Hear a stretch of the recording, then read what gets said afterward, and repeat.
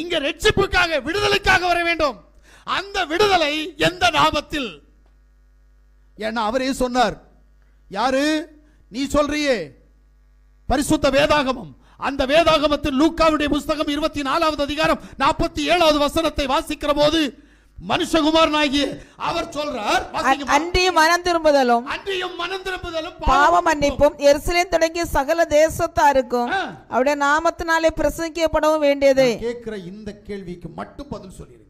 எருசலேம் தொடங்கி சகல தேசத்தாருக்கும் ஒரு நாமம் இருக்கிறது, அந்த நாமத்துல தான் பிரசங்கிக்கப்படணும் என்று சொன்னாரு. அந்த நாமம் எந்த நாமம்? இயேசு என்ற நாமம் தமிழர்கள் மத்தியில், ஜீசஸ் என்ற நாமம் ஆங்கிலம் தெரிந்தவர்கள் மத்தியில், ஈசோஸ் என்ற நாமம் ரோமாபுரி மக்கள் மத்தியில். சரி, அப்ப உலகம் முழுவதும் ஒரு நாமம் வர வேண்டும் அல்லவா? இதைத்தான் சகரியால கூட சொல்லும்போது சொல்றார், அந்நாளில் ஒரே கர்த்தர் இருப்பார், அவருடைய நாமம் ஒன்றாயிருக்கும்.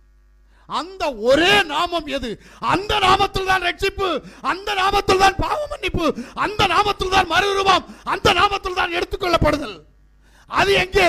இன்றைக்கு ஜனங்களை வஞ்சிச்சு கொண்டிருக்கிறோம், வஞ்சிக்கப்பட்டு கொண்டிருக்கிறது அப்பாவி ஜனங்கள். நான் வேதபாரகன் என்று சொல்லி, நான் ஆசாரியன் என்று சொல்லி, நான் பாஸ்டர் என்று சொல்லி, நான் பிரதர் என்று சொல்லி ஜனத்தை ஏமாற்றிக் கொண்டிருக்கிற ஏமாற்றுக்காரரை விட்டு ஜனங்கள் வெளியில் கடந்து வந்து சிந்திக்கணும். ஆறாவது அறிவான பகுத்தறிவை சிந்திக்கும் போது அவர்களுக்கு புரியும், நான் கற்றுக்கொண்டது தவறு. கழிந்த நாளில் என்னிடத்தில் ஒரு சகோதரன் மதுரையில் இருந்து தொலைபேசியில் தொடர்பு கொண்டு சொன்னான், ஐயா, பல வருடங்களாக எனக்கு இருக்கிற ஒரு கேள்வி. தமிழர்கள் இயேசு என்று சொல்லுகிறார்கள், ஆங்கிலேயர்கள் ஜீசஸ் என்று சொல்லுகிறார்கள். அப்படியானால் உண்மையான கடவுளுடைய பெயர் என்ன என்பது எனக்கு குழப்பமாக இருந்தது. உங்களுடைய செய்தியை கேட்டது நிமித்தமாக மட்டுமே இன்றைக்கு எனக்கு சமாதானம் உண்டாயிருக்கிறது. யோசித்து பாருங்கள், ஜனங்கள் அநேகர் வஞ்சிக்கப்பட்டுக் கொண்டிருக்கிறார்கள். யாரால்? பிரசங்கிகளால்.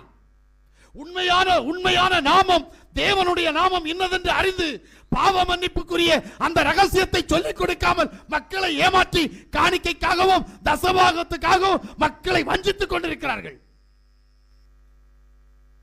ஆனால் சர்வ வல்லமையுள்ள தேவன் இந்த பூமிக்கு கடந்து வந்தது பாவிகளை ரட்சிக்க. இன்றைக்கு உங்களுடைய பாவங்களை ரட்சிக்க அவரை மெய்யான தேவனாய், அவர்தான் மேசியா என்று சொல்லி விசுவாசித்து அவர்களை ஏற்றுக்கொண்டிருக்கிறபடினால் உங்கள் பாவங்களை அவர் மன்னித்திருக்கிறார். பாவ மன்னிப்புக்கென்றே யாவாகிய தேவன் யாசுவாவாக இந்த பூமிக்கு கடந்து வந்திருக்கிறார்.